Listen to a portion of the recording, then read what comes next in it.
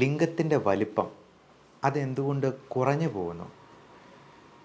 പ്രായമാകുമ്പോൾ ലിംഗം ചുരുങ്ങിപ്പോകാറുണ്ടോ? ഒരാൾക്ക് എഫക്റ്റീവായിട്ട് ലൈംഗിക ബന്ധം സാധ്യമാകണമെങ്കിൽ ലിംഗത്തിന് എത്ര വലിപ്പം വേണം? അതിൻ്റെ വണ്ണം കുറഞ്ഞു പോകുന്നു. അതുപോലെ സ്ഖലനം സംഭവിക്കുമ്പോൾ സെമൻ്റെ അളവ്, ശുക്ലത്തിൻ്റെ അളവ് കുറവ്.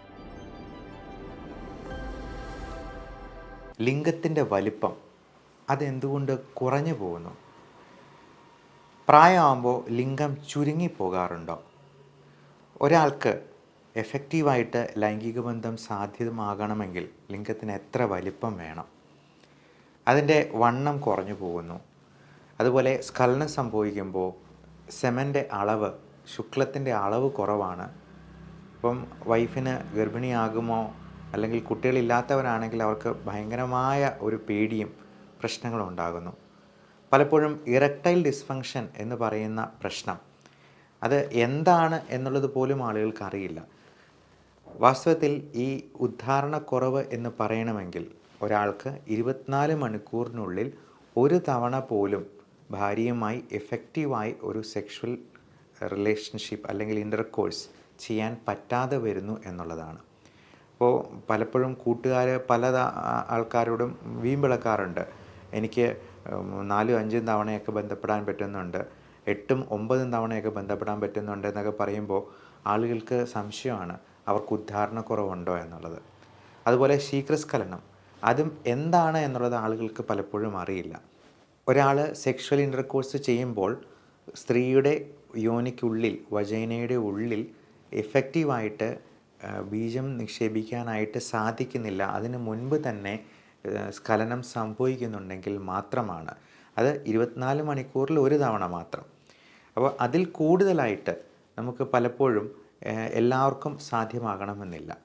നമ്മൾ മനസ്സിലാക്കേണ്ട ഒരു പ്രധാനപ്പെട്ട കാര്യം, എല്ലായ്പ്പോഴും നമുക്ക് ഈ ശീഘ്രസ്ഖലനം അല്ലെങ്കിൽ ഉദ്ധാരണക്കുറവ് ഒക്കെ നമുക്ക് ഓർഗാനിക്കായിട്ടുള്ള നമ്മുടെ ശാരീരികമായിട്ടുള്ള പ്രശ്നങ്ങൾ കൊണ്ടല്ല, പലപ്പോഴും മാനസികമായിട്ടുള്ള പ്രശ്നം കൊണ്ടും കൂടി വരാം എന്നുള്ളതാണ്. ഒരു 45-50 വയസ്സ് വരെയും ആൾക്കാരിൽ ഉണ്ടാകുന്ന ഉദ്ധാരണക്കുറവും ശീഘ്രസ്ഖലനവും ഒരു 70-80% മാനസികമാണ്. എന്നാൽ 50 വയസ്സിന് ശേഷം, ഇപ്പം പലരുടെയും ചോദ്യമാണ് എഫക്റ്റീവായിട്ട് എത്ര കാലം വരെ ആൾക്കാർക്ക് സെക്സ് ചെയ്യാൻ പറ്റും എന്നുള്ളത്. ഒരു പേടിയും വിഷമവും വേണ്ട. അതിനുള്ള ഉത്തരം മരിക്കുവോളം ആൾക്കാർക്ക് നടക്കാൻ പറ്റുന്നിടത്തോളം കാലം സെക്സും ചെയ്യാൻ പറ്റും എന്നുള്ളത് തന്നെയാണ്. എന്നാൽ 50 വയസ്സ് വരെയുമുള്ള പുരുഷന്മാർക്ക് പോലും എന്തുകൊണ്ട് എനിക്ക് ഉദ്ധാരണക്കുറവ് ഉണ്ടാകുന്നു എന്ന സംശയം ബാക്കിയാണ്. അത് ഒരു തവണ അങ്ങനെ സംഭവിച്ചു കഴിഞ്ഞാൽ പിന്നെയും ആ ആങ്സൈറ്റി മൂലം ഇത് വീണ്ടും അവതാളത്തിലാവുന്ന ഒരു കാഴ്ച പലപ്പോഴും കാണാറുണ്ട്. അതേപോലെ ലിംഗം ചുരുങ്ങിപ്പോകുന്നു എന്നുള്ളൊരു സംശയം. അപ്പോൾ ഒത്തിരി വണ്ണമുള്ളവർക്ക്, ഒത്തിരി കുടവയറൊക്കെ ചാടിയിട്ടുള്ളവർക്ക് ലിംഗം അകത്തേക്ക് ചുരുങ്ങിപ്പോകുന്നതായിട്ട് കാണാറുണ്ട്. കഴിഞ്ഞ ദിവസം വന്ന ഒരു പയ്യൻ പറഞ്ഞത് അവൻ ഊട്ടിയിൽ ടൂറ് പോയപ്പോഴത്തേക്കും ലിംഗം കാണാനില്ലായിരുന്നു എന്നുള്ളതാണ്, അപ്രത്യക്ഷമായി എന്നുള്ളതാണ്. അവൻ കുറച്ച് എക്സാജറേറ്റഡ് ആയിട്ട് പറഞ്ഞതായിട്ട് നമുക്ക് തോന്നിയേക്കാം. പക്ഷേ അവൻ അല്പം വണ്ണമുള്ളൊരു കുട്ടിയും കൂടിയായിരുന്നു. അപ്പോൾ അത് എക്സാമിൻ ചെയ്തപ്പോൾ മനസ്സിലായത് ലിംഗം ഒത്തിരി ഉള്ളിലോട്ട് ചുരുങ്ങി ഇരിക്കുന്നത് പോലെ ഒരു തോന്നലുണ്ടാകുന്നു എന്നുള്ളതാണ്.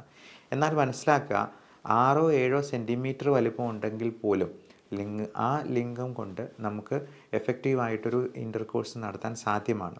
പലപ്പോഴും പോൺ ഫിലിംസിലെ ആഫ്രിക്കൻ വംശജരായിട്ടുള്ള ആളുകളുടെ ലിംഗത്തിൻ്റെ വലിപ്പത്തോട് താരതമ്യം ചെയ്താണ് പല കൗമാരക്കാരായ കുട്ടികൾ പോലും വളരെ നിരാശയിൽ പൂണ്ടിരിക്കുന്നത്. അപ്പോൾ പല ജനറ്റിക് ആയിട്ടുള്ള വേരിയേഷൻസ് ഇതിനകത്ത് വരാം. എന്നാൽ ഈ വലിപ്പം കൂട്ടാനോ കുറയ്ക്കാനോ അതുപോലെ അതിൻ്റെ വണ്ണം കൂട്ടാനോ കുറയ്ക്കാനോ ഒന്നും നമുക്ക് സാധ്യമല്ല. അപ്പം നമ്മൾ വിചാരിച്ചാൽ നമ്മുടെ മൂക്കിൻ്റെ നീളം കൂട്ടാൻ പറ്റുമോ, അതുപോലെ മൂക്കിൻ്റെ ആകൃതി മാറ്റാൻ പറ്റുമോ എന്ന് പറഞ്ഞതുപോലെ ഒരു വലിപ്പത്തിലോ അല്ലെങ്കിൽ ആകൃതിയിലോ അല്ല കാര്യം എന്നുള്ളത് നമ്മളിതിനകത്ത് പ്രത്യേകമായിട്ട് മനസ്സിലാക്കണം. പലപ്പോഴും ഒരു കായിക അഭ്യാസം പോലെയോ കായിക ഇനം പോലെയോ ഗുസ്തി മത്സരം പോലെയൊക്കെ ഇതിനെ സമീപിക്കാൻ പോകണ്ട എന്നുള്ളതാണ് ഇതിനകത്ത് പ്രത്യേകമായിട്ടും ഓർപ്പിക്കാനുള്ളത്. എന്നാൽ പല ഓർഗാനിക് കണ്ടീഷൻസിലും ഇങ്ങനെയുള്ള അസുഖങ്ങൾ വരാം. ഉദാഹരണത്തിന് പ്രമേഹം മൂലം, പുകവലി മൂലം ഒക്കെ രക്തക്കുഴലുകളിൽ ചുരുക്കം സംഭവിക്കുന്നതുകൊണ്ട് അങ്ങോട്ടുള്ള രക്തയോട്ടം പാടെ തീർത്തും ഇല്ലാതാവുന്നത് കൊണ്ട് ഇത്തരത്തിലുള്ള പ്രശ്നങ്ങൾ വരാം. അതേപോലെ പ്രൊസ്റ്റേറ്റ് ഗ്രന്ഥിയുടെ വീക്കം കൊണ്ട്, വളരെ പല ന്യൂറോ സൈക്യാട്രിക് പ്രോബ്ലംസും ഉണ്ട് ഒക്കെ ഇങ്ങനെയുള്ള ഈ ലൈംഗിക ശേഷിക്കുറവും അതിനോടുള്ള താല്പര്യമില്ലായ്മയും ഒക്കെ വരാം. എന്നാൽ ഇതിന് വളരെ എഫക്റ്റീവായിട്ടുള്ള മരുന്നുകൾ ഇന്ന് നമുക്ക് മോഡേൺ മെഡിസിനിൽ അവൈലബിൾ ആണ്. പലപ്പോഴും ഒരു തരത്തിലുള്ള സൈഡ് എഫക്റ്റും ഉണ്ടാക്കാത്ത, നമുക്ക് രക്തയോട്ടം ലിംഗത്തിലേക്ക് കൂട്ടാനായിട്ടും അങ്ങോട്ടുള്ള ബ്ലോക്കോ പ്രശ്നങ്ങളോ ഒക്കെ പരിഹരിക്കാനായിട്ടും, പലപ്പോഴും ഈ കൊളസ്ട്രോൾ കൂടുതലുള്ളവർക്ക്, ട്രൈഗ്ലിസറൈഡ് ഉള്ളവർക്ക്, ഫാറ്റി ലിവറും ഡയബറ്റീസും തൈറോയിഡും ഒക്കെ ഉള്ളവർക്ക് ഒക്കെ അനുബന്ധമായിട്ടുണ്ടാകുന്ന മെറ്റബോളിക് പ്രോബ്ലംസ് കൊണ്ട് അങ്ങോട്ടുള്ള രക്തയോട്ടം കുറഞ്ഞു പോകാറുണ്ട്. അപ്പോൾ അങ്ങനെയുള്ള പ്രശ്നങ്ങളിൽ പോലും സഹായിക്കുന്ന രീതിയിലുള്ള L-arginine, കോഎൻസൈം തുടങ്ങിയ മരുന്നുകൾ, സപ്ലിമെൻറ്റ്സ്, അതുപോലെ ലൈക്കോപ്പീൻ എക്സ്ട്രാക്റ്റ് തുടങ്ങിയവയെല്ലാം നമുക്ക് ഭക്ഷണത്തിലൂടെ തന്നെ കിട്ടുന്നതാണ്. പലപ്പോഴും പല നല്ല ഫ്രൂട്ട്സിലും വെജിറ്റബിൾസിലും നമ്മൾ പറയുക വിബ്ജിയോർ കളറുള്ള എല്ലാ ഫ്രൂട്ട്സും ഉൾപ്പെടുത്താനാണ്. Violet, indigo, blue, green, yellow, orange, red തുടങ്ങിയ എല്ലാ ബ്രൈറ്റ് റെഡ് കളറിലുള്ള ഫ്രൂട്ട്സിലും ഒക്കെ ഇത്തരത്തിലുള്ള ലൈക്കോപ്പീൻസ് അവൈലബിൾ ആണ്.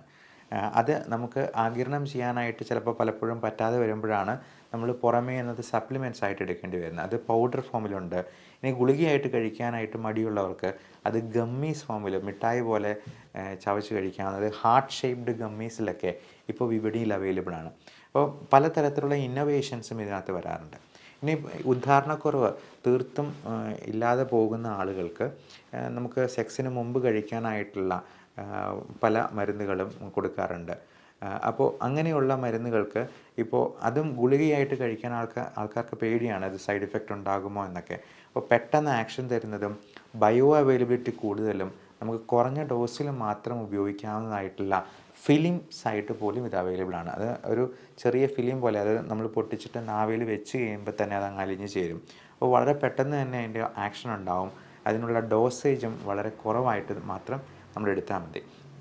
അപ്പോൾ ഹാർട്ട് അറ്റാക്ക് ഉള്ള അല്ലെങ്കിൽ 50 വയസ്സിന് മുകളിലുള്ള ആൾക്കാർക്ക്, ഹാർട്ട് അറ്റാക്കിനുള്ള റിസ്ക് കൂടുന്ന ആൾക്കാർക്കൊക്കെ ഇത്തരത്തിലുള്ള മരുന്നുകൾ ഡോക്ടറുടെ നിർദ്ദേശപ്രകാരമല്ലാതെ ഒരിക്കലും ഉപയോഗിക്കാൻ പാടുള്ളതല്ല. കാരണം അങ്ങനെയുള്ളവർക്ക് കൂടുതലായിട്ട് ഹൃദയം പമ്പ് ചെയ്യാൻ, ഹാർട്ടിന് ലോഡ് കൊടുക്കുന്നതൊന്നും ശരിയല്ല. അപ്പം അങ്ങനെയുള്ളവർക്ക് അതിൻ്റെ ഡോസേജ് ഉണ്ട്, അതിൻ്റെ ഫോം ഏത് ഗുളിക രൂപത്തിൽ വേണോ അല്ലെങ്കിൽ ഞാൻ ഈ പറഞ്ഞ പോലുള്ള ഗമ്മീസ് ആയിട്ടോ പൗഡറായിട്ടോ ഒക്കെ വേണോ എന്നുള്ളതൊക്കെ ഡോക്ടറുടെ നിർദ്ദേശപ്രകാരം മാത്രമേ അത് തീരുമാനിക്കാനായിട്ട് പാടുള്ളൂ. നിങ്ങളുടെ ഏറ്റവും അടുപ്പമുള്ള ഒരു സുഹൃത്തിനോട് സംസാരിക്കാവുന്ന എന്നതുപോലെ അടുപ്പമുള്ള ഒരു ഡോക്ടറെ കണ്ടെത്തി അദ്ദേഹത്തോട് ചോദിച്ച് നിർദ്ദേശപ്രകാരം മാത്രം ഇത്തരത്തിലുള്ള മരുന്നുകൾ ഉപയോഗിക്കുക. പലപ്പോഴും വിപണിയിൽ കിട്ടുന്ന അല്ലെങ്കിൽ പല മാർക്കറ്റിൽ അവൈലബിൾ ആയിട്ടുള്ള പരസ്യങ്ങളിൽ കണ്ടുകൊണ്ടുള്ള പല യന്ത്രങ്ങളും പല രീതിയിലുള്ള സപ്ലിമെൻറ്റ്സും പല പേരിലിറങ്ങുന്ന മരുന്നുകളും ഒക്കെ പവറെന്നും ഫോഴ്സെന്നും ഒക്കെ പേരിലുള്ള പല അഡ്വർടൈസ്മെൻറ്റും നമ്മൾ കാണാറുണ്ട്. പക്ഷേ ഇതിലൊന്നും നമ്മൾ കബളിപ്പിക്കപ്പെടരുത് എന്നുള്ളതാണ് വീണ്ടും പ്രത്യേകമായിട്ട് ഊന്നി പറയാനുള്ളത്. ഇത്തരത്തിലുള്ള മരുന്നുകൾ കൊണ്ടൊന്നും നമുക്ക് കൃത്യമായിട്ടുള്ളൊരു എഫക്റ്റ് കിട്ടത്തില്ല. പലപ്പോഴും ഇതിനെല്ലാം എല്ലാ അസുഖങ്ങൾക്കും നമുക്ക് എഫക്റ്റ് ഉണ്ടാവണമെന്നുണ്ടെങ്കിൽ അതിന് കൃത്യമായിട്ടുള്ള മോഡേൺ മെഡിസിൻസ് തന്നെ ആവശ്യമായിട്ട് വരും. മറ്റ് പലതരത്തിലുള്ള മരുന്നുകൾ കൊണ്ടൊന്നും അതിന് ഒരു സൈക്കോളജിക്കലായിട്ടുള്ളൊരു മോഡുലേഷൻസ് പറ്റും എന്നുള്ളതല്ലാണ്ട് അതിൽ പ്രത്യേകിച്ച് കൂടുതൽ എഫക്റ്റ് ഒന്നും നമുക്ക് ഉണ്ടായി എന്ന് വരില്ല.